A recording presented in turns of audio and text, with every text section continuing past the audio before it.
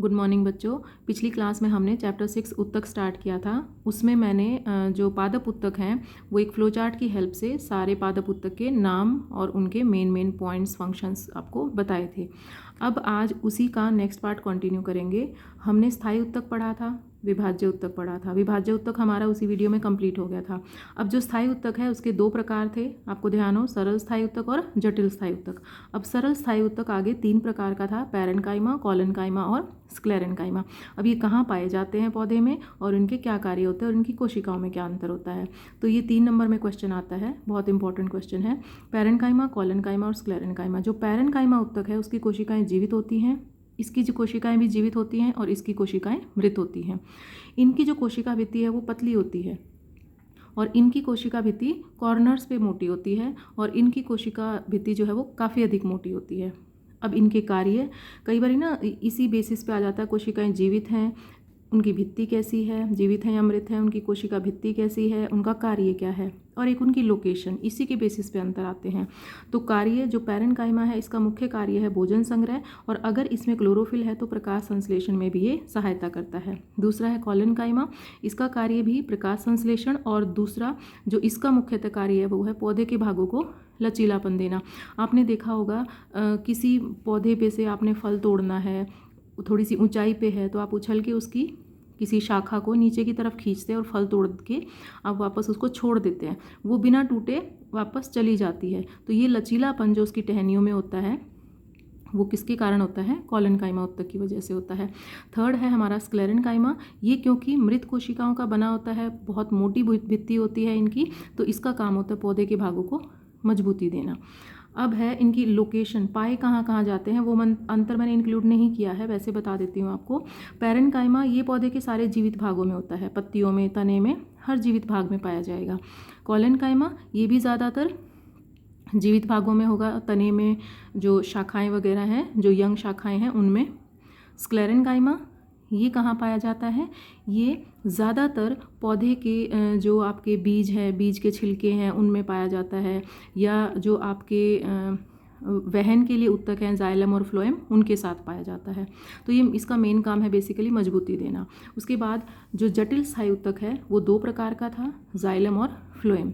ठीक है, तो जाइलम और फ्लोएम जो है ये उत्तक क्या कार्य करते हैं, इनको जटिल स्थायी उत्तक क्यों कहा जाता है और इनको सरल क्यों कहा जाता है, वो हम पहले कर चुके हैं लास्ट वीडियो में। दोबारा बता देती हूँ, जटिल स्थायी उत्तक क्योंकि ये एक से अधिक प्रकार की कोशिकाओं से मिलकर बने होते हैं।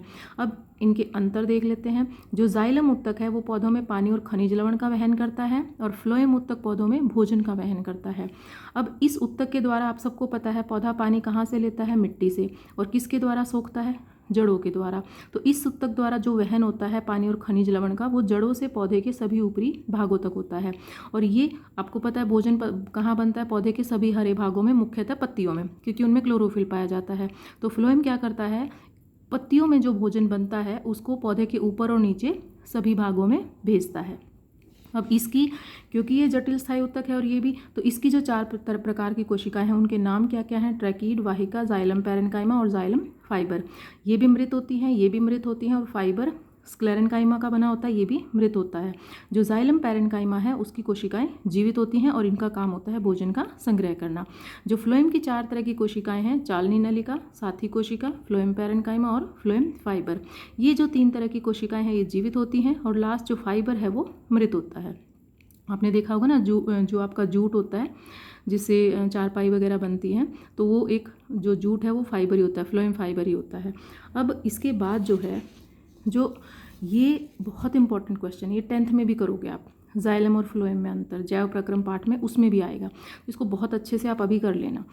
जो ट्रैकीड और वाहिका है मुख्यतः ये हैं जो पानी को और खनिज लवण के वहन में सहायता करती हैं। इसी तरीके से फ्लोएम की कौन सी 2 प्रकार की कोशिकाएं हैं जो भोजन के वहन में सहायक हैं, चालनी नलिकाएं और साथी कोशिकाएं। फ्लोएम पैरेन्काइमा का काम है भोजन संग्रह करना, ऐसे ही जाइलम पैरेन्काइमा का भी। अब जो पैरेन्काइमा है उसके भी आगे 2 प्रकार होते हैं, एक होता है क्लोरेन्काइमा, नाम से ही क्लियर है, जब पैरेन्काइमा की कोशिकाओं में क्लोरोफिल पाया जाएगा तो उसको बोलेंगे क्लोरेन्काइमा, इसका काम होता है प्रकाश संश्लेषण। दूसरा एक अलग तरह का होता है एरेन्काइमा, ये ज़्यादातर ये जो है एरेन्काइमा है ये एक स्पेशल तरह का पैरेन्काइमा है जिसकी जो कोशिकाओं के बीच में एयर कैविटीज़ होती हैं, उनमें हवा भरी रहती है। तो ये किन पौधों में पाया जाता है, जो पानी में पौधे होते हैं ना, उनमें जो पैरेन्काइमा होता है वो उनकी पत्तियों को और उनके भागों को फ्लोट करने में, तैरने में मदद करता है। तो ये पैरेन्काइमा के ही 2 प्रकार हैं। अब है हमारा रंध्र क्या होते हैं और इनके क्या कार्य होते हैं। रंध्र जो है पत्तियों में, छोटे छोटे पत्तियों की जो सतह होती है उनमें छोटे छोटे छिद्र होते हैं जिनको रंध्र या स्टोमेटा कहते हैं। कार्य क्या होता है, एक तो गैसों का आदान प्रदान, पौधे प्रकाश संश्लेषण के लिए वायुमंडल से कार्बन डाइऑक्साइड लेते हैं और प्रकाश संश्लेषण के बाद ऑक्सीजन गैस वायुमंडल में छोड़ देते हैं। उसके बाद है वाष्पोत्सर्जन, जो पौधे की पत्तियों से इन्हीं छिद्रों के द्वारा वाष्प के रूप में पानी बाहर निकलता है। ये ज़रूरी है। क्यों ज़रूरी है, क्योंकि ये वाष्पोत्सर्जन ना एक खिंचाव की तरह कार्य करता है और पौधे के जो निचले भाग हैं, जो तना है, शाखाएं हैं और अल्टीमेटली जड़ से नीचे से पानी को ऊपर खींचने में एक सक्शन पुल क्रिएट कर देता है, ये जो पानी को ऊपर खींचने में मदद करता है। तो ये एक बहुत ही ज़रूरी प्रक्रम है। इसको नेसेसरी इविल भी कहा जाता है। इविल इसलिए कहा जाता है कि पौधे का ज़्यादातर पानी वाष्पोत्सर्जन के रूप में 98% तक पानी उड़ जाता है। लेकिन ज़रूरी क्यों है, नेसेसिटी क्यों है, क्योंकि अगर ये नहीं होगा तो पानी ऊपर तक नहीं जा पाएगा। इतना डिटेल आपको 11th क्लास में आती है, अभी आप इनके सिर्फ फंक्शंस याद करो। उसके बाद है छाल कोशिकाएं क्या होती है। मैंने रक्षी उत्तक बताया था लास्ट वीडियो में। रक्षी उत्तक, जब पौधा यंग होता है तो उसका तना वगैरह हरे होते हैं। जैसे जैसे वो बड़ा हो जाता है, पेड़ बन जाता है पूरा, तो उसका जो तना है वो बाहर से वो हरे रंग की परत तो रहती नहीं है, भूरे रंग की एक मृत सी परत बन जाती है जिसको छाल या कॉर्क या बार्क कहा जाता है। अब इन कोशिकाओं में कौन सा पदार्थ इनकी भित्ति में डिपॉजिट होता है और उसका क्या काम होता है।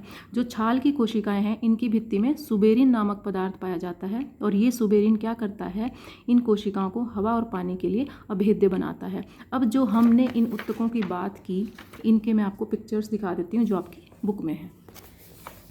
ये है हमारा पैरेन्काइमा, ये देखिए इनकी कोशिका भित्ति पतली है।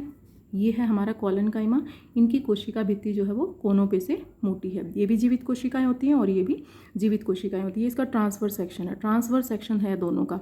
वर्टिकल सेक्शन हमारा सिलेबस में से डिलीट हो गया। ट्रांसवर्स का मतलब जैसे ये हमारा कोई पौधे का भाग है और इसको हम ऐसे ऐसे काटते हैं और फिर उसको पतली स्लाइसेस काट के फिर माइक्रोस्कोप के सूक्ष्मदर्शी के नीचे देखें तो हमें इस तरह की कोशिकाएं दिखाई देंगी। ये पैरेन्काइमा, ये कॉलनकाइमा और ये है हमारा, नेक्स्ट पेज पे हम देख लेते हैं, ये है हमारा स्क्लेरेन्काइमा। इनकी भित्ति देखो कितनी ज़्यादा मोटी है, ठीक है ना। इनकी भित्ति में लिग्निन नामक पदार्थ डिपॉजिटेड होता है और इनमें फिर एक कोशिका से दूसरी कोशिका में जाने के लिए ना जगह जगह छोटे छोटे से छिद्र पाए जाते हैं, सरल छिद्र युग्मक बोलते हैं इनको। ये यहाँ पे भी थोड़े से कम दिखाई दे रहे हैं लेकिन यहाँ पे क्लियरली दिखाई दे रहे हैं, ठीक है। तो अब दूसरा मैं दिखा देती हूँ आपको, इसी के नीचे स्टोमेटा या रंध्र। ये पत्तियों की सतह पर इस तरह की, आप इसको सूक्ष्मदर्शी के नीचे रख के देखोगे ना, मैं आपको ये प्रैक्टिकल में भी कराऊंगी, तो इस तरह की कोशिकाएं आपको दिखाई देंगी। ये बाकी एपिडर्मी कोशिकाएं हैं और ये जो बीच में दिखाई दे रही है ना आपको, ये इस तरह की, ये राजमा जैसी, ये हैं रक्षी कोशिकाएं, द्वार कोशिकाएं भी बोलते हैं इनको। इनके बीच में जो ये छिद्र है इसको रंध्र या स्टोमेटा कहते हैं, इस छिद्र को। तो ये पत्तियों की सतह में ऊपर और नीचे दोनों तरफ इस तरह की लेयर पाई जाती है। ये है हमारा फिर जो हम छाल की बात कर रहे हैं, छाल की कोशिकाएं, ये इस तरीके की मृत कोशिकाएं होती हैं जिनकी भित्ति में सुबेरिन नामक पदार्थ डिपॉजिटेड होता है, ठीक है। बाकी आपको जाइलम और फ्लोएम के डायग्राम्स इंपॉर्टेंट नहीं है, वो सिलेबस में आपके इतने ज़्यादा क्वेश्चंस उस पर नहीं पूछे जाते, फिर भी उसकी जो अलग अलग तरह की कोशिकाएं हैं वो आप ये देख लो। ये है ट्रैकीड, ये है वाहिका, इस तरह की दिखाई देती हैं। ये है जाइलम, पैरेन्काइमा। इसी तरीके से फ्लोएम, ये है चालनी नलिकाएँ, ठीक है। और ये इसी के साथ हैं, ये जो दिखाई दे रही हैं ये हैं साथी कोशिकाएं, ये फ्लोएम पैरेन्काइमा। चालनी नलिका, ये इसमें यहाँ पे चालनी प्लेट होती है, इसमें छिद्र होते हैं, एक कोशिका से दूसरी कोशिका में भोजन का वहन इन छिद्रों के द्वारा हो जाता है। तो ये हमारी जाइलम की कोशिकाएं हैं और ये हमारी फ्लोएम की कोशिकाएं हैं, ठीक है। तो हमारा प्लांट जो पादप उत्तक है वो कंप्लीट हो गया है। इसी के एंड पे नेक्स्ट पेज पे यहाँ पे 3 क्वेश्चंस दिए हुए हैं, बड़े सिंपल से हैं। सरल उत्तकों के कितने प्रकार हैं, ठीक है। सरल उत्तक हमने कितने प्रकार के किए हैं, 3, पैरेन्काइमा, कॉलनकाइमा और स्क्लेरेन्काइमा। आपने सिर्फ नाम बताने हैं यहाँ पे। प्ररोह का शीर्षस्थ विभाज्य उत्तक कहाँ पाया जाता है, इसमें ही दे रखा है, ये शीर्ष पे, तने के शिखर पे पाया जाता है। एक ही छोटा सा आंसर आपने देना है। नारियल का रेशा किस उत्तक का बना होता है। जो नारियल का रेशा है ना, आपने देखा होगा बाहर की तरफ एक डेड सा उत्तक होता है, वो स्क्लेरेन्काइमा उत्तक का बना होता है। जो फ्लोएम है, इसी तरीके से बादाम के जो छिलके हैं, अखरोट के जो छिलके हैं, उनमें भी कौन सा उत्तक पाया जाता है? ये स्क्लेरेंकाइमा उत्तक ही पाया जाता है। उसके बाद फ्लोएम के संघटक कौन कौन से हैं? संघटक का मतलब वो कितनी प्रकार की कोशिकाओं से बना होता है, हमने किया है ये भी। चालनी नलिका, साथी कोशिका, फ्लोएम पैरेन्काइमा और फ्लोएम फाइबर। तो ये पादप उत्तक हमारा आज कंप्लीट हो गया। Thank you.